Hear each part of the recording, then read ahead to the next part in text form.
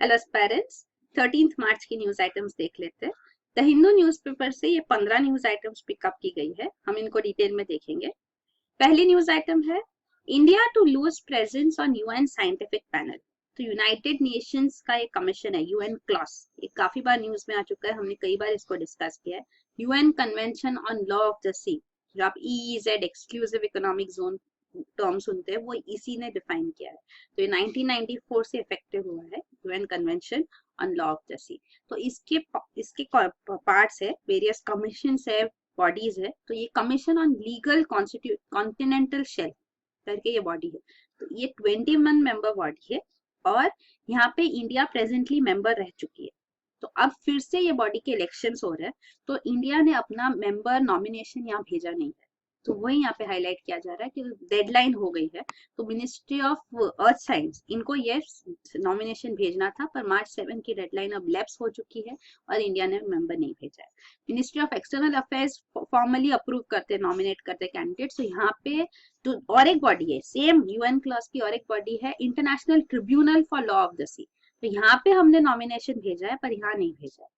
तो वही ये हाईलाइट किया जा रहा है, क्योंकि यहाँ नहीं भेजा गया है तो अब यहाँ पे चाइना, पाकिस्तान, ये कंट्रीज के मेंबर्स जाएंगे, क्योंकि उनका चांसेस बढ़ जाता है। बिकॉज एनीवे इलेक्शन होना है, तो 5 सीट होते हैं एशिया पैसिफिक ग्रुप में 21 में से, तो ये कंट्रीज अब यहाँ पे डोमिनेट करेगी। तो ये जरूरी था कि हम एटलीस्ट नॉमिनेशन भेजे कि मेंबरशिप मिले हमको, क्योंकि जो मेंबर्स होते हैं इस कमीशन के, उनको ही पता चलता है कि कौन सी कंट्रीज क्या क्लेम कर रही है। सारे सभी यूएन क्लॉस के अंदर जो प्रोविजंस होते टेरिटोरियल वाटर्स के लिए वगैरह, तो वो सिर्फ पार्टिसिपेंट्स जो है ये कमीशन में उनको ही पता चलता है। तो इसीलिए ये मेंबरशिप इज इम्पोर्टेंट। तो वही है यूएन क्लॉस, आपको जैसे मैंने बताया, UN convention on law of the sea, ये 1994 में इफेक्टिव हुआ। यूएन कॉन्फ्रेंसेज होते थे ये on law of the sea, तो थर्ड यूएन कॉन्फ्रेंस में ये यूएन क्लॉस कन्वेंशन फाइनलाइज हुआ है। तो 60 कंट्रीज ने जब इसको रेटिफाई कर लिया, तब ये 1994 में इफेक्टिव हुआ है। फिर ये जो है यूएन का रिलेशन यूएन क्लॉस के साथ ये कि वो सपोर्ट प्रोवाइड करते हैं मीटिंग्स के लिए वगैरह, पर वो डायरेक्टली ऑपरेशन में, उसके फंक्शन में वो यूएन बॉडी का इंटरफेरेंस नहीं होता है। बाकी ऑर्गेनाइजेशन से जो ये फील्ड से रिलेटेड है, उनका यहाँ पे कंट्रीब्यूशन होता है, जैसे कि इंटरनेशनल मैरीटाइम ऑर्गेनाइजेशन है, इंटरनेशनल व्हेलिंग कमीशन है और इंटरनेशनल सी बेड अथॉरिटी है। तो इंटरनेशनल सी बेड अथॉरिटी भी यूएन कॉन्फ्रेंस जो लॉ ऑफ द सी थी उसमें ये एस्टेब्लिश की गई है। तो इंटरनेशनल सी बेड अथॉरिटी जो है, उसका फंक्शन है सी बेड माइनिंग रेगुलेट करना। तो सी बेड माइनिंग क्या होता है, बियॉन्ड नेशनल जुरिस्डिक्शन जो है, वहां पे माइनिंग करना है तो उसका परमिशन वगैरह यहाँ से मिलता है। तो वो उसकी रिस्पॉन्सिबिलिटी है इंटरनेशनल सी बेड अथॉरिटी की। और जिस बॉडी के लिए हमने अभी नॉमिनेशन भेजा है, वो था international tribunal for law of the sea. तो ट्रिब्यूनल जनरली एजुडिकेट करते हैं कि कोई कोई केस हो, कोई कॉन्फ्लिक्ट हो, तो उसके ऊपर यहाँ पे जब केस सामने आते हैं तो उसके ऊपर वो एजुडिकेट करेंगे। और ये है जो ईईजेड होता है उसके बारे में। तो यहाँ पे जो ये सब डिफाइन किया गया है बाय यूएन क्लॉस। तो यहाँ पे 12 नॉटिकल माइल्स तक जो होता है ये टेरिटोरियल वाटर्स माना जाता है। तो यहाँ पे टेरिटोरियल वाटर्स में जो कंट्री है, ये कंट्री का बेस लाइन, मतलब आपका बॉर्डर जो बेस लाइन होगा उसके बियॉन्ड 12 नॉटिकल माइल्स तक टेरिटोरियल सी है। तो वो कंट्री के एक्सक्लूसिव राइट्स होते हैं, वहाँ पे नेशनल जुरिस्डिक्शन पूरा कंप्लीटली होता है। फिर उसके बियॉन्ड 12 नॉटिकल माइल्स और आगे जाएंगे तो ये आगे का, इसको कंटीजियस जोन कहते हैं। और फिर ये जो है up to 200 nautical miles from the base line, ये होता है एक्सक्लूसिव इकोनॉमिक जोन। तो यहाँ पे भी राइट्स होते हैं एक्सप्लोरिंग, एक्सप्लॉइटेशन, कंजर्वेशन के लिए, लिविंग रिसोर्सेज, वाटर बॉडी के रिसोर्सेज यूज करने के लिए, नॉन लिविंग रिसोर्सेज भी आप यूज कर सकते हैं, कंट्रीज को राइट होते हैं। पर अगर 200 नॉटिकल माइल्स एक कंट्री का होगा, तो अगर दो कंट्रीज के बीच में रीजन कम होता है तो यहाँ पे वो फिर डिवाइड हो जाता है, वो लेस देन 200 भी हो सकता है। तो ये जो है एक्सक्लूसिव इकोनॉमिक जोन है, टेरिटोरियल वाटर्स में और एक कंप्लीट नेशनल जुरिस्डिक्शन है, जैसे टेरिटरी ही है आपकी, और ये प्रोवाइड किया जाता है, ईईजेड में भी राइट्स प्रोवाइड किए जाते हैं। तो ये है। फिर कॉन्टिनेंटल शेल्फ रीजन होता है, तो कॉन्टिनेंटल शेल्फ भी 200 नॉटिकल माइल्स तक तो अश्योर्ड होता है, उससे आगे भी आप कॉन्टिनेंटल शेल्फ क्लेम कर सकते हैं, ऐसा पोटेंशियल होता है, मतलब आप कर सकते, पॉसिबल होता है। तो ये है रिगार्डिंग दिस। तो ये जो सी बेड माइनिंग है वो भी बियॉन्ड नेशनल जुरिस्डिक्शन, मतलब कि नेशनल जुरिस्डिक्शन क्या हुआ, टेरिटोरियल सी, कंटीजियस जोन और कॉन्टिनेंटल शेल्फ के बियॉन्ड आपको अगर सी बेड माइनिंग करनी है तो उसके लिए यहाँ पे इंटरनेशनल सी बेड अथॉरिटी है, उससे आपको रेगुलेशन और परमिशन लेना होता है। फिर अगला न्यूज आइटम है endosulfan victims threaten fresh stock. तो एंडोसल्फान एक पेस्टिसाइड है, ये क्रॉप्स पे यूज किया जाता है, स्पेशली कैशूनट क्रॉप पे यूज किया जाता है। यहाँ केरला में स्पेशली कासरगोड डिस्ट्रिक्ट में यहाँ काफी इसकी ड्रास्टिक कॉन्सिक्वेंसेस है, क्योंकि इसके यूज करने से लोगों पे बुरा असर हुआ है, विक्टिम्स है इस पेस्टिसाइड के, जो यहाँ पे लोग उनको बीमारियां हो रही है। तो कई सारी बीमारियां इससे रिलेटेड आ रही है कि ये एंडोसल्फान की वजह से हो रही है, क्योंकि अगर इस डिस्ट्रिक्ट का बाकी डिस्ट्रिक्ट से कंपेयर किया गया है, जब सर्वे किया गया है, तो काफी सारे केसेस में यहाँ पे जो डिजीजेस है, यहाँ पे प्रॉब्लम्स है, वो हेल्थ इश्यूज बहुत ज्यादा है। तो इसीलिए सुप्रीम कोर्ट ने इस पे वर्डिक्ट भी दिया है, नेशनल ह्यूमन राइट्स कमीशन ने भी यहाँ पे कंपेंसेशन रिकमेंड किया है, और सुप्रीम कोर्ट ने ये स्टेट गवर्नमेंट को कहा है कि ये कंपेंसेशन को जल्द से जल्द आपको देना है। और state government, Kerala state government ने 10 करोड़ बजट में भी इसके लिए अलोकेट किए, पर अभी भी यहाँ पे इम्प्लीमेंटेशन में इफेक्टिवनेस नहीं है। तो वही यहाँ पे एंडोसल्फान के विक्टिम्स के लिए फाइट करने के लिए जो ऑर्गेनाइजेशन बनाई गई है, वो कह रहे हैं कि अगर आप लोग नहीं करोगे इम्प्लीमेंटेशन जल्द से, तो हम फिर से इस पे धरना बोलेंगे। तो वही यहाँ पे बताया जा रहा है। और यहाँ एक्चुअली मेडिकल कैंप्स करने होते हैं, मतलब मेडिकल कैंप्स टू आइडेंटिफाई, पता लगाने के लिए कि कौन विक्टिम्स है एंडोसल्फान की वजह से, और फिर उनको कंपेंसेशन दिया जाएगा, क्योंकि वो डिजीजेस पे काफी खर्चा कर रहे हैं, लोन्स ले रहे हैं और लोन्स वो चुका नहीं पा रहे, तो लोगों का यहाँ बहुत बुरा हाल है, उनकी प्रॉपर्टी अटैच की जा रही है। तो वो सारी चीजें भी सामने आ रही है। केरला गवर्नमेंट ने इनको टाइम भी दिया था कि आपको टाइम फ्रेम दिया जाएगा, कि आप मॉरेटोरियम जो कहते हैं, कि आपके ऊपर होल्ड किया जाएगा, कि अगर आप लोन नहीं पे कर सकते तो भी आपको वो टाइमलाइन एक्सटेंड करके दी जाएगी। पर वो भी अब डेडलाइन रीच हो रही है, तो इनकी हालत जो है डायर नीड ऑफ हेल्प है, मतलब उनको बहुत जरूरत है हेल्प की। तो इसीलिए वो यहाँ पे कह रहे हैं कि एटलीस्ट मेडिकल कैंप्स तो किए जाए, जिसमें विक्टिम्स तो आइडेंटिफाई हो और फिर उनको कंपेंसेशन मिले। जो लास्ट ऐसा मेडिकल कैंप हुआ था वो 2013 में हुआ था, और गवर्नमेंट ये लोग कह रहे हैं कि बार बार कोई भी बहाने से इसको डिले कर रहे हैं, कि मेडिकल कैंप्स ही नहीं हो रहे, तो वो यहाँ पे उसके लिए वो आवाज उठा रहे। तो ये एंडोसल्फान है, एग्रोकेमिकल।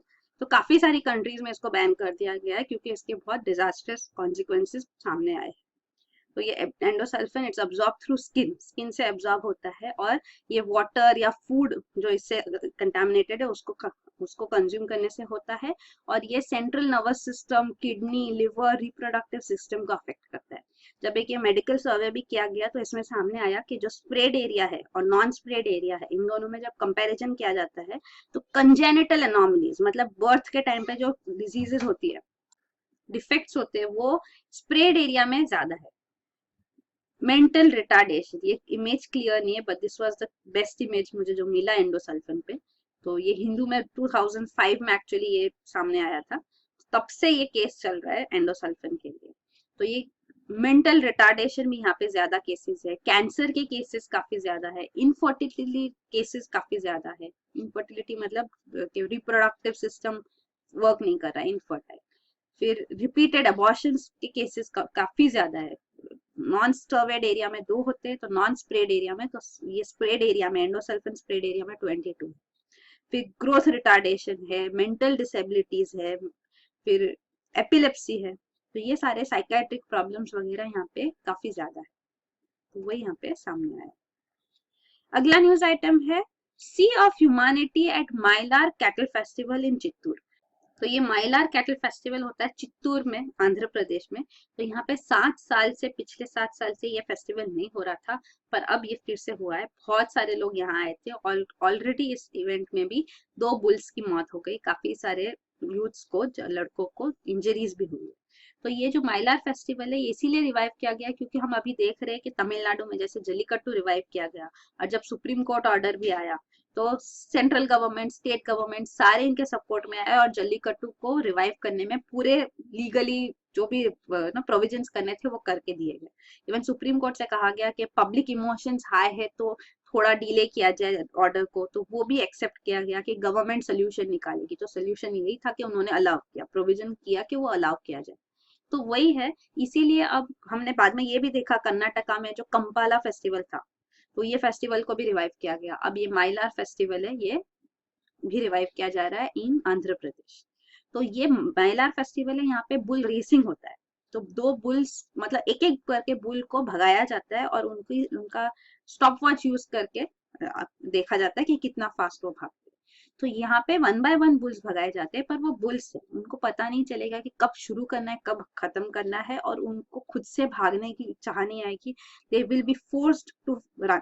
तो जब ये किया जाता है तो इस इंसिडेंट में भी 2 बुल्स की डेथ इसीलिए हो गई क्योंकि जब एक बुल जो कंक्लूडिंग था, फिनिश ही हो रहा था ये पूरा रेसिंग, तब लास्ट जो 2 बुल्स थी वो एक्चुअली इतना फास्ट भाग रही थी कि वो एक दूसरे में भिड़ गई, और दोनों, एक की तो वहीं पे मौत हो गई और दूसरी भी लेटर मौत हो गई दूसरे की भी।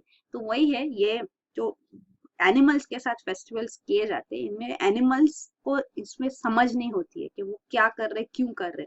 तो ऐसे फेस्टिवल्स के ऊपर बैन लगाने के लिए ही स्टेप्स लिए गए थे, पर ट्रेडिशन और कल्चर के लिए इनको अपहोल्ड किया जाता है। तो वो एक और इंसिडेंट ये सामने आया है। अगला न्यूज आइटम है, monkey fever claims 1 more life in Karnataka. तो ये है कियासनोर फॉरेस्ट डिजीज। तो इसको मंकी फीवर भी किया जाता है। ये एक्चुअली वायरल इन्फेक्शन है जो टिक्स, जो ये इंसेक्ट्स होते हैं उनकी वजह से होता है। तो ये टिक्स में ये वायरस होता है और ये स्प्रेड होता है टिक्स में ही। और ये टिक्स जो है ये इन एनिमल्स के ऊपर होते हैं, मैमल्स है जैसे माउस है, मंकीज है, इनकी बॉडीज पे होते हैं, और इनके कांटेक्ट के थ्रू ये टिक्स पे ह्यूमंस को भी जब बाइट करते हैं तो उनको ये केएफडी, कियासनोर फॉरेस्ट डिजीज हो जाती है और ये स्प्रेड होती है। और फिलहाल ये कर्नाटका में शिवमोगा डिस्ट्रिक्ट के तालुका में काफी केसेस हो गए हैं और 4 डेथ्स भी ऑलरेडी हो गई, तो इसीलिए ये न्यूज में है, कियासनोर फॉरेस्ट डिजीज। फिर अगला न्यूज आइटम है, supreme court cracks down on judicial delays. तो ये भी कई बार न्यूज में आ चुका है कि जुडिशियल डिलेस काफी ज्यादा है, पेंडिंग केसेस काफी ज्यादा है, और इसीलिए स्टेप्स लेना जरूरी है। तो हमने पिछले महीनों में भी 2-3 बार डिस्कस डिटेल में किया होगा, तो अब फिर से आ रहा है। तो जब ये न्यूज इश्यूज रिपीट होते हैं, इश्यूज रिपीट होते रहते, कई बार आते हैं, तो जब आप बार बार इनको न्यूज में करते रहोगे और रेगुलरली डेली न्यूज कवरेज करोगे, तो आपका रिविजन जो एक टेंशन होता है वो भी अच्छे से होता है। तो regular daily newspaper analysis reading is very important. तो वही है, तो यहाँ पे भी अभी सुप्रीम कोर्ट ने इसके ऊपर ही एक्चुअली रिकमेंडेशंस दी है कि क्या स्टेप्स लेने चाहिए। तो सुप्रीम कोर्ट कह रही है यहाँ पे सबऑर्डिनेट कोर्ट्स में ऑलमोस्ट 2 करोड़ पेंडिंग केसेस है।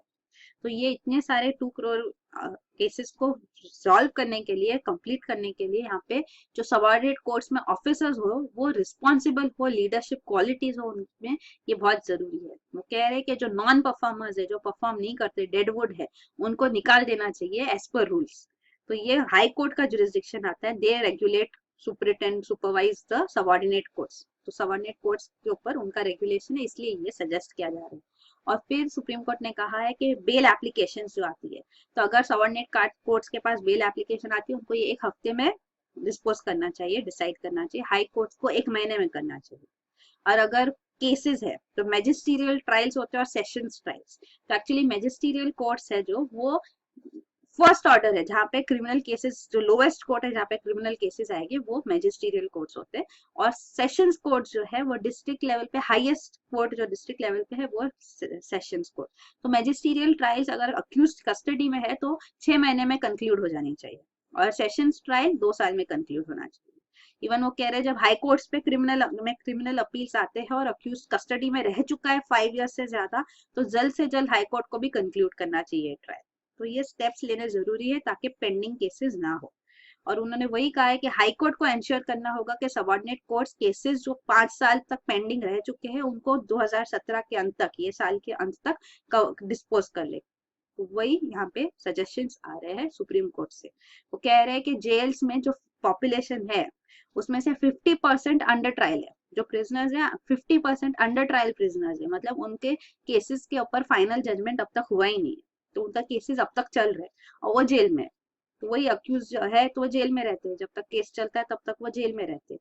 कई बार बेल नहीं हो पाती है उनकी, वो बेल नहीं दे पाते अपनी, तो वो जेल में जब रहते हैं तो इतने इतने जब ह्यूज पॉपुलेशन जेल में अंडर ट्रायल्स है, तो ये कई सारे ऐसे भी होते हैं जो ऑलरेडी, जिसके लिए उनको सजा मिलने वाली है, उतना जो सजा अगर प्रूव होता है और उनको मिलती है, तो समझो 7 साल की सजा मिलने वाली है, वो 7 साल ऑलरेडी जेल में गुजार चुके। तो वही सुप्रीम कोर्ट कह रही है कि ऐसे लोगों को भी एक पर्सनल बॉन्ड पे रिलीज करना चाहिए। तो वही है। फिर एडजर्नमेंट्स ऑफ केसेस जो होते रहते हैं, जो हम कहते हैं तारीख पे तारीख, तो ये जो है वो लिबरल एडजर्नमेंट्स भी नहीं होने चाहिए, बार बार केस को बस डिले कर दिया, तारीख दे दी दूसरी, ये अवॉइड करना चाहिए, ये बहुत जरूरी है।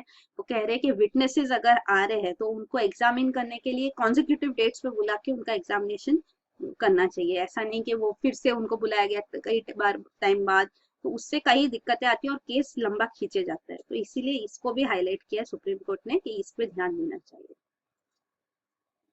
फिर अगला न्यूज आइटम है Indo Russian transport plane joint venture grounded.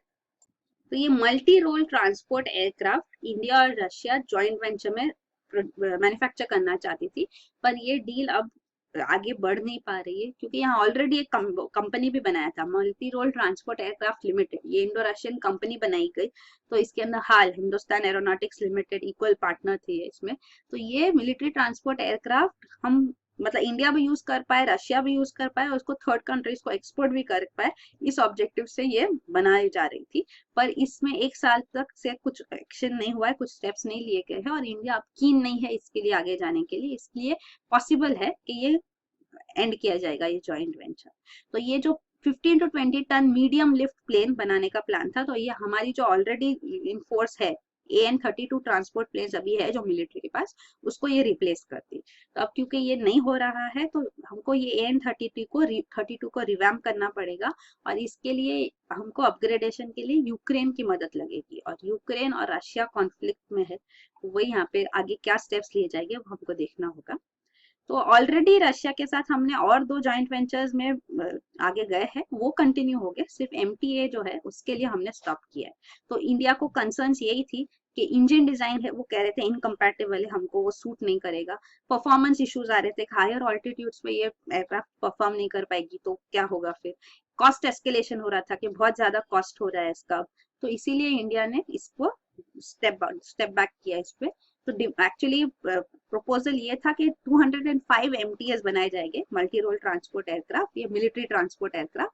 तो ये 45 इंडियन एयरफोर्स यूज करेगी, 100 रशियन एयरफोर्स और 60 को एक्सपोर्ट किया जाएगा। तो इस ऑब्जेक्टिव से किया जा रहा था, पर अब इसमें आगे नहीं लिया जाएगा। बाकी जो 2 जॉइंट वेंचर है हमारे जॉइंट प्रोजेक्ट्स रशिया के साथ, वो ये है 5th जनरेशन फाइटर एयरक्राफ्ट के लिए और लाइट हेलीकॉप्टर कमोव KA-226, तो ये कंटिन्यू किए जाएंगे। अगला न्यूज आइटम है MEA cuts funds to one more China think tank. तो इंडिया में जो इंस्टीट्यूशंस है, थिंक टैंक्स है, जो China policy, India China policy के ऊपर अपने व्यू पॉइंट्स देते हैं, रिसर्च करते हैं, एकेडमिक रिसर्च, उनको अब फंडिंग क्रॉप की जा रही है, कट की जा रही है। तो ऑलरेडी एक केस हमने पहले डिस्कस किया, इंस्टीट्यूट फॉर चाइनीज स्टडीज थी, दिल्ली बेस्ड इंस्टीट्यूशन, तो इसको मिनिस्ट्री ऑफ एक्सटर्नल अफेयर्स ने इसको जो 1 करोड़ फंडिंग दिया गया था उसको स्क्रैप कर दिया और कैंसिल कर दिया। उन्होंने कहा कि अब funding project by project basis दिया जाएगा।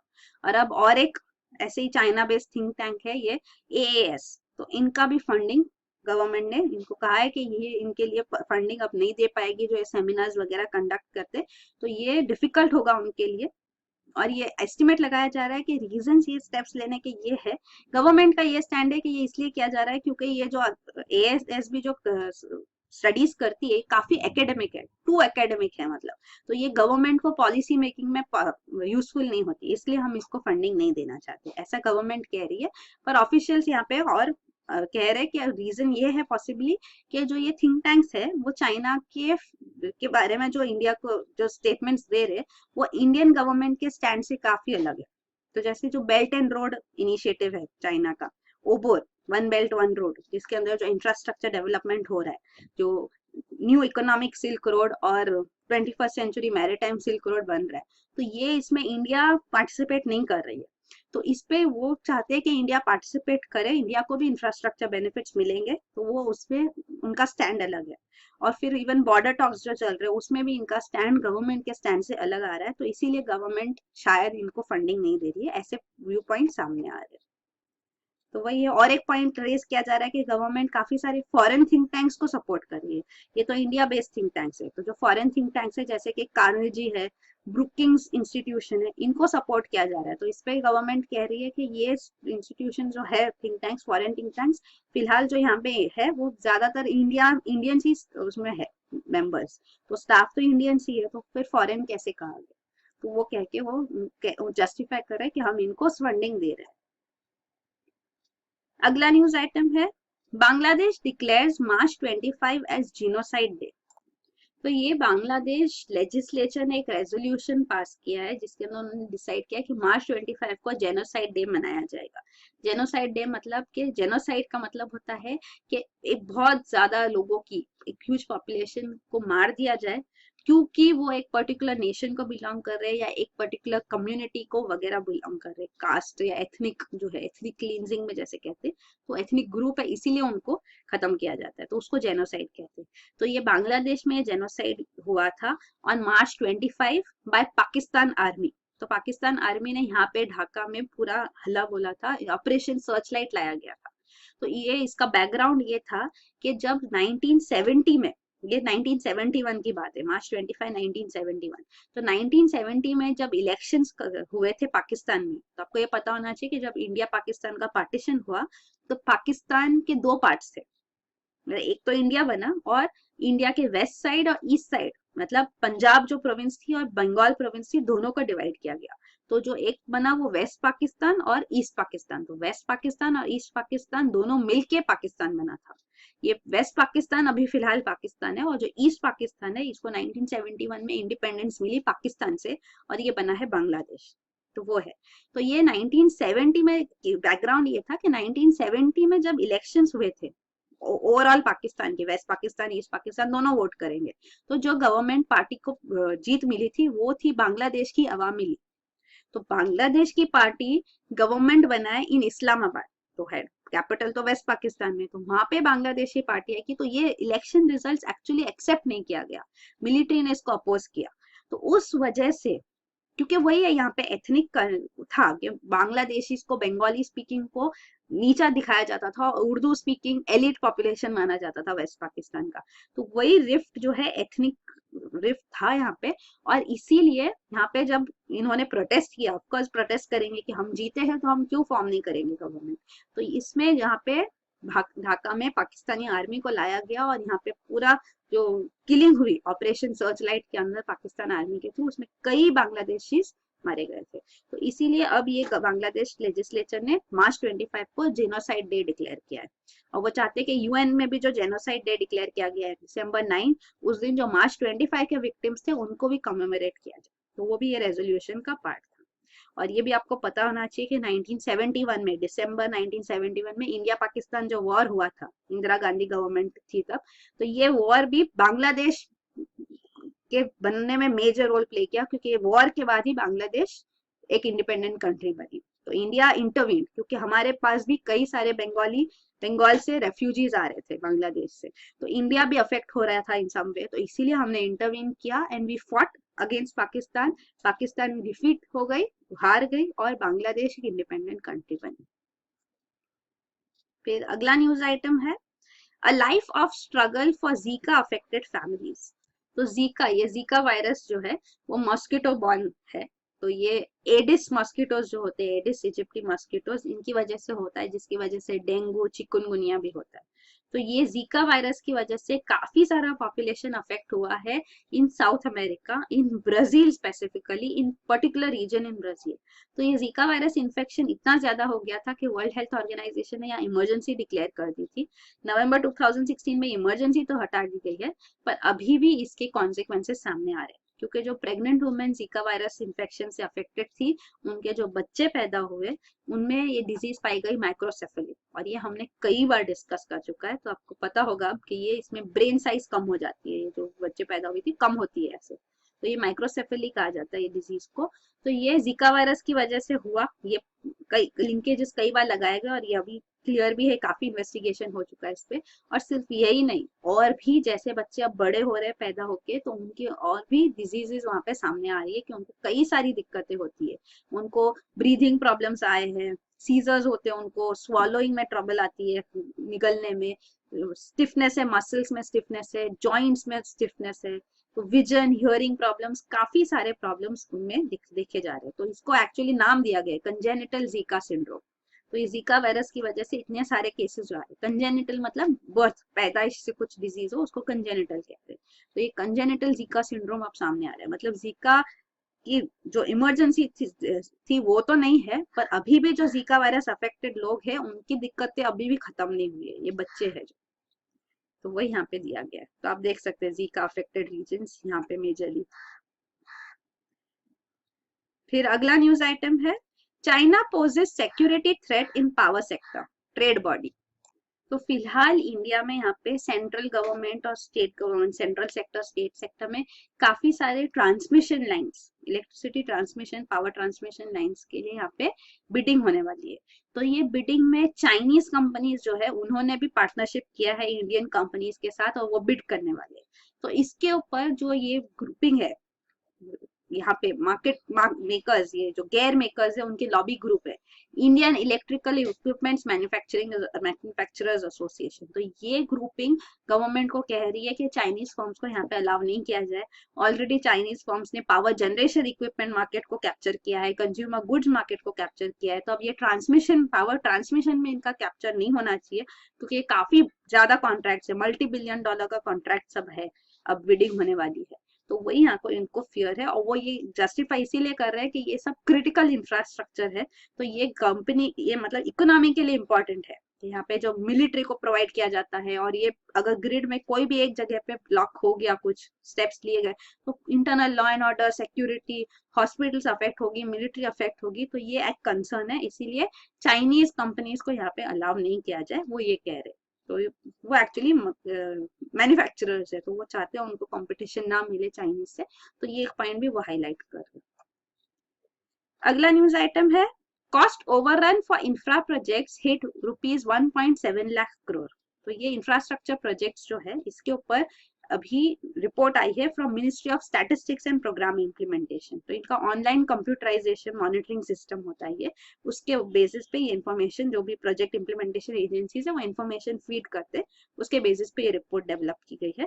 तो ये रिपोर्ट में यही सामने आया है कि इंफ्रास्ट्रक्चर प्रोजेक्ट्स, जो मेजर इंफ्रास्ट्रक्चर प्रोजेक्ट्स है उनके ऊपर है, मतलब जिसमें 150 करोड़ या से ज्यादा इन्वेस्ट किया जा रहा है हर एक प्रोजेक्ट पे, उस पे है ये।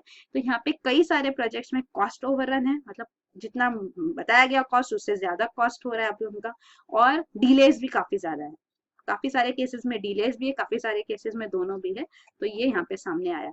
तो कॉस्ट ओवररन भी 1.7 लाख करोड़ है, तो काफी ज्यादा है ये। अगला न्यूज आइटम है what is hyperloop, where can we see it. तो ये हाइपरलूप की हमने पहले भी डिस्कस किया है, टू बी स्पेसिफिक 12 दिसंबर की न्यूज में भी ये था। तभी भी इंडियन गवर्नमेंट ये हाइपरलूप मैन्युफैक्चरिंग कंपनी के साथ डिस्कशन कर रहे थे, उस पर ये न्यूज में था। अभी फिर से वही हो रहा है और एक अलग कंपनी है ये, उनके साथ डिस्कस कर रहे हैं, तो ये इसीलिए न्यूज में आता है। अब तक कोई डील फाइनलाइज नहीं हुआ है, कोई स्टेप्स नहीं लिया गया है, पर हाइपरलूप कई बार न्यूज, काफी न्यूज में है, इसीलिए इंपॉर्टेंट है, यूपीएससी के लिए भी इंपॉर्टेंट है। तो ये एंटरप्रेन्योर एलन मस्क थे, उन्होंने ये डेवलप किया हाइपरलूप। तो ये हाइपरलूप में मैग्नेटिक लेविटेशन से कैप्सूल्स मूव होते हैं, उनको पावर किया जाता है, और ये हाई स्पीड पे मूव होते हैं इन लो प्रेशर ट्यूब। तो ये ट्यूब के अंदर लो प्रेशर ट्यूब होती है, जैसे ये जो पूरा यहाँ पे एयर सक किया जाता है, तो यहाँ पे प्रेशर, एयर रेजिस्टेंस मिनिमम हो जाता है। और फिर मैग्नेटिक लेविटेशन मतलब वो मैग्नेटिज्म से वो मूव होते हैं, मतलब टच व्हील्स नहीं होते, वो टच नहीं करते, विथ मैग्नेटिक लेविटेशन ये पावर किए जाते हैं। और ये पॉड्स को, ये कैप्सूल्स होते हैं, जैसे यहाँ देख रहे हैं आप, सिटिंग अरेंजमेंट है, तो अगर ह्यूमंस, पीपल का ट्रांसपोर्टेशन हो रहा है तो ये होगा, या गुड्स का भी ट्रांसपोर्टेशन इससे कर सकते हैं, तो ये हाई स्पीड मूवमेंट इससे पॉसिबल होती है। तो ये पूरा इंफ्रास्ट्रक्चर डेवलप किया जा सकता है। तो ये प्रपोजल्स अब इंडिया में भी सामने आ रहे हैं। ये ऑलरेडी अबू धाबी और दुबई कनेक्ट करते हुए एक हाइपरलूप बनाया जा रहा है, तो इसमें काफी ज्यादा टाइम सेव हो सकता है, 80% टाइम सेव हो सकता है फॉर पीपल एंड गुड्स। तो ऑफकोर्स बेनिफिट है, और मेजरली ये बेनिफिट करेगा बिजनेसेस को, क्योंकि पूरा इंफ्रास्ट्रक्चर डेवलप किया जाएगा, तो इसके अंदर ऑफकोर्स चार्जेस होंगे वो हाई होंगे, तो वो बिजनेसेस, गुड्स ट्रांसपोर्टेशन के लिए वगैरह ये काफी बेनिफिशियल होगा। पर नॉर्मल कॉमन पीपल को ये यूजफुल नहीं होगा। ऑलरेडी इंडिया में जो इंफ्रास्ट्रक्चर डेवलप किया जा रहा है, मतलब रेलवेज है, एयरपोर्ट्स है, एयरपोर्ट्स भी सबके लिए फीजिबल नहीं है। तो वही है, इतना इंफ्रास्ट्रक्चर इन्वेस्टमेंट अगर गवर्नमेंट करेगी भी, तो ये कॉमन पीपल के लिए बेनिफिशियल तो नहीं होगा, क्योंकि वो जनरली इसको यूज नहीं कर पाएंगे। तो वो एक पॉइंट रखी जा रही है। ऑफकोर्स बेनिफिट तो है ही, infrastructure of any type is good, but जो ऑलरेडी इंफ्रास्ट्रक्चर है उसको स्ट्रेंथन करने की भी ऑलरेडी जरूरत है। फिर अगला न्यूज आइटम है bio inspired glue works under water. तो ये साइंटिस्ट ने एक बायो बेस्ड ग्लू बनाया है। बायो बेस्ड मतलब बायोलॉजिकल सिस्टम जो है उसमें से यूज करके, मतलब ये एनिमल्स है, शेलफिश, तो अंडर वाटर एनिमल्स जो सब्सटेंस क्रिएट करते हैं जिसकी वजह से वो सर्फेसिस को चिपक पाते, स्टिक कर पाते, उसको ही इंस्पायर होकर उसको यूज करके बायो बेस्ड ग्लू बनाया गया है, जो अभी प्रेजेंटली कमर्शियल एडेसिव है उससे 10 गुना बेटर है in bonding polished aluminium under water. तो अंडर वाटर में भी ये अच्छे से वर्क करेगा, कि ये शेलफिश जो वगैरह है वाटर के अंदर ये स्टिकिंग प्रॉपर्टीज उनकी होती है, तो वो यूज किया गया है। इसको पॉली नाम दिया गया है, कैटेकॉल स्टाइरिन ये है, उसको पॉली नाम दिया गया है। फिर अगला न्यूज आइटम है sweet spot in I helps humans read. तो ह्यूमंस में ये एक स्पॉट होता है, एक डिम्पल, स्वीट स्पॉट मतलब एक डिम्पल जैसे होता है, इसलिए उसको नाम दिया गया फोविया। तो ये फोविया यहाँ पे होता है, तो रेटिना है यहाँ पे और ये फोविया, और ये ऑप्टिक नर्व्स है यहाँ पे। तो ये जो फोबिया है इसका फंक्शन क्या है वो यहाँ पे दिखाया गया है, कि ये हमको रीडिंग में भी हेल्प करता है, कि हम फोकस कर सके कंप्यूटर स्क्रीन पे, रीड कर सके, इसके लिए काफी बेनिफिशियल है।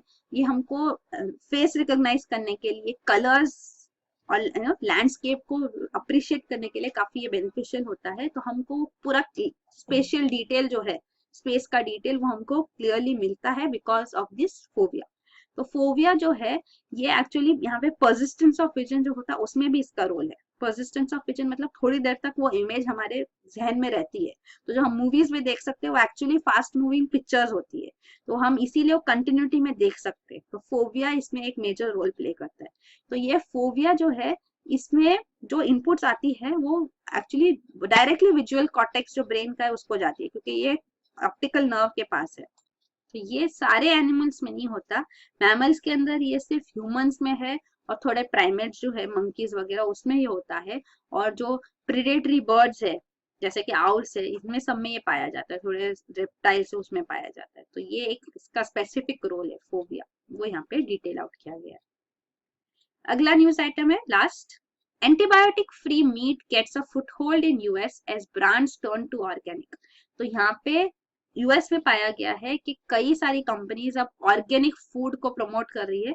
वेजिटेरियन ऑर्गेनिक फूड तो हम देख रहे हैं, ऑर्गेनिक प्लांट्स करके ये ऑर्गेनिक फूड क्रॉप्स तो किए जा रहे हैं प्रमोट, ऑर्गेनिक मीट को भी प्रमोट किया जा रहा है, मतलब इनको एनिमल्स को जो रेयर किए जाते हैं मीट के लिए उनको ये एंटीबायोटिक ज्यादा नहीं दिया जाए, तो कई बार ये दिए जाते हैं कि वेट गेन हो उनका, तो इन पर्पजेस के लिए ना दिया जाए, अगर कोई मेडिकल पर्पज के लिए दिया जा रहा है तो ठीक है। तो ये लिमिटिंग एंटीबायोटिक्स वो बहुत स्पेशल इंपॉर्टेंट है, अब इसके लिए डिमांड काफी ज्यादा है, तो इसको कहते हैं ऑर्गेनिक मीट। और ये एक्चुअली साइंटिस्ट भी इसको एंडोर्स करते हैं, क्योंकि कई बार केसेस जो आते हैं हमारे पास ड्रग रेजिस्टेंस के, कि लोगों में ड्रग रेजिस्टेंस है, तो जब ये एनिमल मीट में भी ड्रग्स दिए जाते हैं और वो कंज्यूम किए जाते हैं ह्यूमन से, तो उनको भी फिर ड्रग रेजिस्टेंस के केसेस आते हैं। तो इसीलिए साइंटिस्ट भी ये बिलीव करते हैं कि अगर ये एंटीबायोटिक फ्री होगा मीट तो वो ह्यूमंस के लिए काफी बेनिफिशियल होगा। तो यही है न्यूज आइटम्स। Thank you.